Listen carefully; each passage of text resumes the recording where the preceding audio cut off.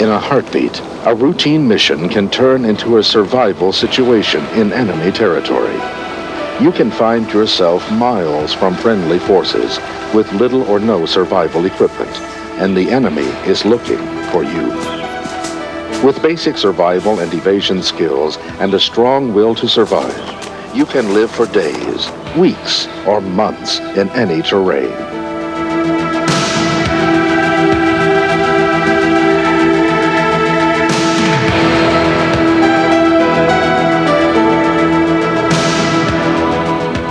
One of your concerns in a survival situation will be food. When you are moving to evade hostile forces, you expend energy rapidly. The stress of survival saps your energy too. You will need food to fuel your lost energy and to maintain life. In evaluating your need for food in a survival situation, size up your situation. A human with an average amount of body fat can survive up to a month without eating. You should not eat if you don't have water, but prolonged periods without food can seriously weaken you and your will to live. Fatigue, anxiety, and poor judgment can accompany the early stages of food deprivation. Before you find yourself in a survival situation, prepare for the possibility by carrying a personal survival kit on every mission. A few pieces of basic survival equipment can make the difference between living because you can eat and dying of starvation. A knife is an important tool for many steps of food procurement and preparation. Carry something for starting fires. Many animals and plants must be cooked to make them safe to eat. A few feet of 550 cord can be valuable. The small cords inside the shell can be used for fishing and setting traps. When you are evading enemy forces, security is always your top priority. Food procurement should be considered when the tactical situation warrants it and when you need food to keep moving. Take advantage of opportunities for food if they don't jeopardize your safety. You might find berries near a hide site or come across an animal in movement. Other food procurement should be conducted from a secure hole-up site off the lines of drift. There are many sources of food in the wilderness. Pound for pound, meat provides more nutrients than vegetation. With a few exceptions, anything that walks, swims, crawls, or flies can be used for survival food. Even animals already dead but not completely decomposed can be eaten when thoroughly cooked. Animals you don't normally associate with eating can save your life in a survival situation. Overcoming aversion to unusual or unappetizing food sources could save your life. Don't wait until you are desperate to eat foods that are not appealing. You will become debilitated, and it may be too late to recover. Take nourishment when it is available, even if the food seems difficult to eat. Insects can be a valuable source of nourishment. Insects are the most abundant life form, are easily caught, and are made up of 65 to 80% protein. Rotting logs lying on the ground are excellent places to look for a variety of insects, including ants, termites, beetles, and grubs, which are beetle larvae. Insects can be seen easily in grassy areas. Stones, boards, and other material on the ground make good nesting sites for insects. Most insects can be eaten raw. However, insects with a hard outer shell, such as grasshoppers, have parasites and should be cooked. Also, remove wings and barbed legs. Disease-carrying insects, such as flies, mosquitoes, and ticks, should not be eaten. Spiders, insects that are brightly colored, hairy, sting, or have an odor, should be avoided. Fish are a good source of protein and fat, and are more abundant than mammals. Fish also are silent when captured. If you are evading, fish are less likely to give away your position than captured animals, which are likely to scream. To fish successfully, you should know the habits of fish. Fish tend to feed heavily before a storm. They are not likely to feed after a storm in muddy, swollen water. Light can attract fish at night. Fish rest in eddies near rocks. Fish gather in deep pools under overhanging brush and around submerged logs or other objects that give them shelter. There are no poisonous freshwater fish. However, catfish species have sharp protrusions on their dorsal fins and barbel that can inflict painful puncture wounds. Some saltwater species are poisonous. Cook all freshwater fish to kill parasites. Saltwater fish caught on a reef or near fresh water should be cooked as a precaution. Saltwater fish caught at sea can be eaten raw because they do not carry parasites. Some amphibians are a good source of food. Frogs and salamanders are easy to find around bodies of fresh water. Frogs seldom move from the safety of the water's edge. When they sense danger, they jump into the water and bury themselves in the mud. There are few poisonous species of frog. Avoid a brightly colored frog or one with a distinct X on its back. Some toads have poisonous skin and should not be handled or eaten. You can distinguish a toad from a frog by its dry, warty skin. Frogs have smooth, wet skin. Salamanders can be found around rocks and mud banks near fresh water. They can range from a few inches to more than 2 feet in length. Frogs and other amphibians should be cooked before eating. Reptiles such as snakes and lizards are a good source of protein and are relatively easy to catch and are tasty. In warm weather, you can find snakes in shade under rocks and logs. In cooler weather, they lie in warm spots in the sun. Poisonous snakes are edible, but should be treated carefully to avoid a bite. Handle all snakes as if they are poisonous. Reptiles should be cooked, but in an emergency, you can eat them raw. Because they are cold-blooded, they don't carry the blood-borne diseases of warm-blooded animals. Avoid the common box turtle. They eat poisonous mushrooms, and the poison can be passed on to you. All species of birds are edible, but must be cooked. As with any wild animal, you must understand birds' common habits to have a realistic chance of capturing them. Birds tend to have regular flyways from the roost to a feeding area and water. Careful observation can show you where flyways are. Roosting sites and water holes are the best places for trapping and snaring birds. Eggs also are a good food source. Remove all but 2 or 3 eggs and mark the ones you leave. The bird will continue to lay more eggs to fill the clutch, and you can continue to take eggs, always leaving the ones you have marked. Mammals are excellent protein sources and the most appealing food source for Americans.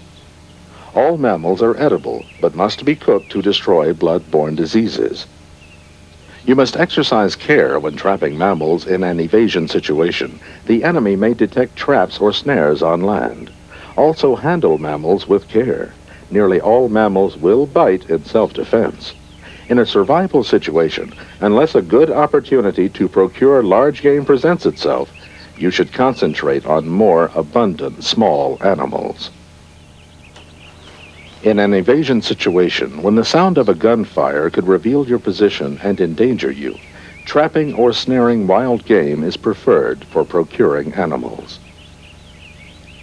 To effectively trap or snare, you must be familiar with the species of animal you intend to catch.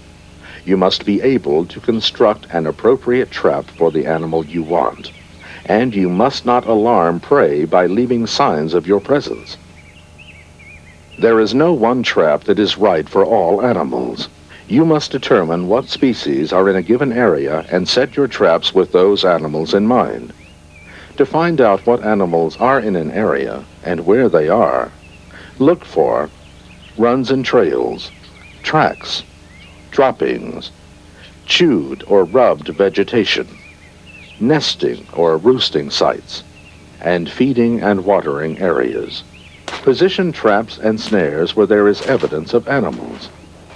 A trail shows signs of use by several species. A run is less distinct and will show signs of one species. In a hostile environment, trap and snare concealment are critical. It is equally important not to alarm the animals and cause them to avoid the trap. Prepare the parts of your trap away from the trap site. Freshly cut vegetation in the area of the trap will alarm the prey. Even the slightest human scent will cause animals to avoid the area. Coat your hands with mud before handling the trap. Fluid from gall and urine bladders of previous kills also masks scents. Do not use human urine. As always, security should be your first priority. Your trap should be well concealed. If you dig, take the dirt out of the area. Also, remember that trapped animals can make considerable noise that can reveal your location.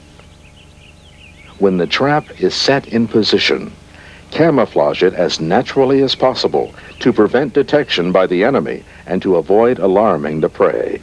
Traps or snares placed on a trail or run should use channelization to lead the animals into the trap. To build a channel, construct a funnel-shaped barrier from surrounding natural material. Extend it from the sides of the trail toward the trap, with the narrowest part nearest the trap. As the animal nears the trap, it is unable to turn left or right and will generally not back up. For best results, channelization should reduce the width of the trail to just slightly wider than the targeted animal's body and should be as long as the animal's body. Baiting a trap increases the chances of catching an animal. A baited trap will draw animals to it. The bait should be something the animal is familiar with, but not so readily available that the animal can get it easily nearby. Peanut butter from MREs is a good bait for small animals. Salt is another good bait. Scatter bits of the bait around the trap to give the prey a chance to sample it. The animal will overcome its caution in entering the trap. Traps and snares crush, choke, hang, or entangle the prey. Traps catch and hold, or catch and kill. Snares incorporate a noose to accomplish either function. The power to trap the animal comes from the struggling victim, the force of gravity, or a bent sapling's tension. The heart of any trap or snare is the trigger. When planning a trap or snare, ask yourself how it should affect the prey. What is the source of power? And what will be the most efficient trigger? A simple snare consists of a noose placed over a trail or den hole and attached to a firmly planted stake. The noose should be large enough to pass freely over the animal's head. Wire makes the best noose for a single snare. It is less likely than cordage to slip off the animal's neck. Use a drag noose on an animal run. To make a drag noose, place sticks on either side of the run and lay a sturdy cross member across them. Tie the noose to the cross member and hang it at a height that will pass over the animal's head. As the noose tightens around the animal's neck, the animal pulls the cross member from the forked sticks and drags it along. The surrounding vegetation catches the cross member and the animal becomes entangled. An effective snare is a twitch-up snare. A twitch-up is a supple sapling which, when bent and secured with a trigger, provides power to a variety of snares. A twitch-up snare is relatively easy to conceal. To make a twitch-up snare, find a hardwood sapling that bends and that will support the weight of the animal you want to trap. Bend the sapling to be sure it springs back to an upright position. Don't use soft wood such as pine. They won't spring back after being held down for several hours. Trim the branches from the tree, but don't leave freshly cut vegetation in the area. Mask the freshly cut scent of the tree. Dead but not rotting wood makes a good trigger for any snare. Don't use green wood for a trigger. The sap could cause it to stick together. Notch engaging surfaces on 2 pieces of wood to make the trigger. Set one piece of the trigger into the ground where the top of the tree will reach it. Make a slip knot in one end of the cordage that is long enough to make a noose. Attach the cord to the top half of the trigger with a secure knot. Make a noose from the slip knot.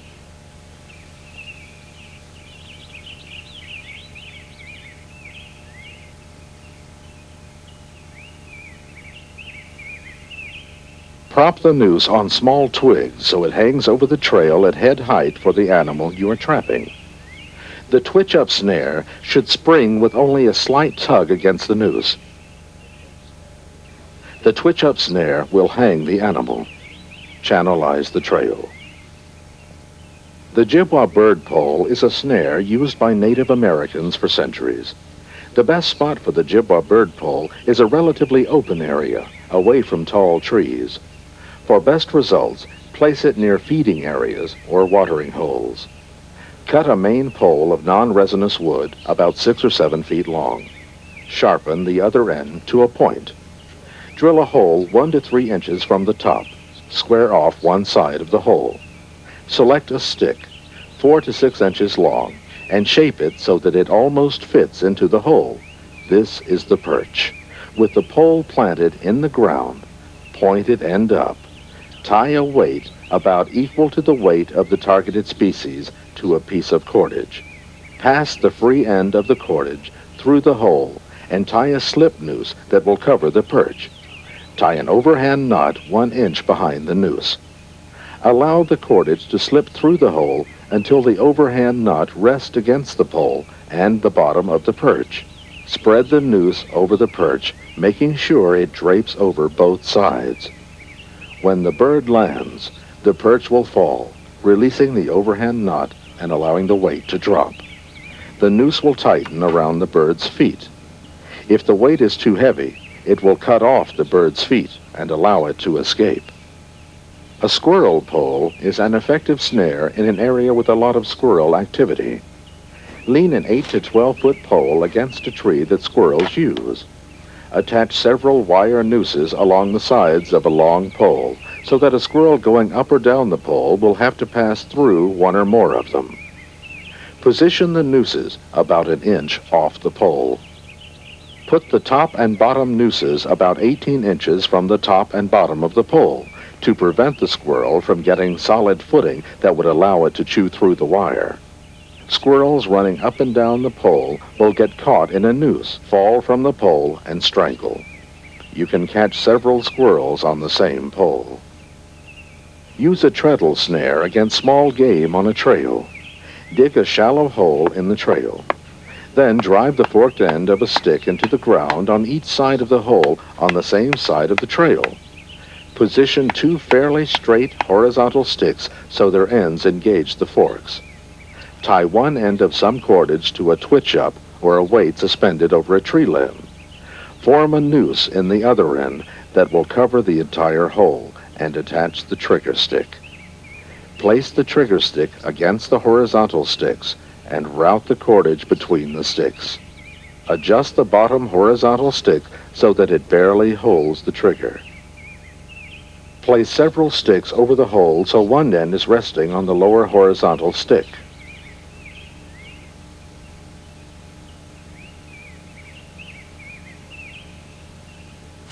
Because the trap disturbs the trail, animals will be wary. Camouflage and put the noose in place. Channelize the trail. As the animal places its foot on a stick across the hole, the bottom horizontal stick moves down, releasing the trigger and allowing the noose to catch the animal by the foot. A Paiute deadfall drops weight onto the prey and crushes it. Tie one end of a piece of cordage to the lower end of a diagonal stick. Tie the other end of the cordage to another stick about 2 inches long. This is the catch stick. Bring the cord halfway around the vertical stick with the catch stick at a 90-degree angle. Place the bait stick with one end against the drop weight or a peg driven into the ground and the other against the catch stick. When an animal disturbs the bait stick, it falls free, releasing the catch stick. As the diagonal stick flies up, the weight falls, crushing the prey. cautious when removing animals from a trap. A cornered animal will fight. Club or spear the animal to kill it before you try to remove it from the trap. A swift death is more humane and reduces your chances of a screaming animal revealing your position. Let's review the key points of food and food procurement in a survival situation. You need food to maintain strength and your will to live. You can survive up to a month without food. Don't panic if you can't eat every day, but don't let yourself become too weak. When evading the enemy, security is your top priority. Food procurement should be considered when the tactical situation warrants it, and when you need food to continue movement.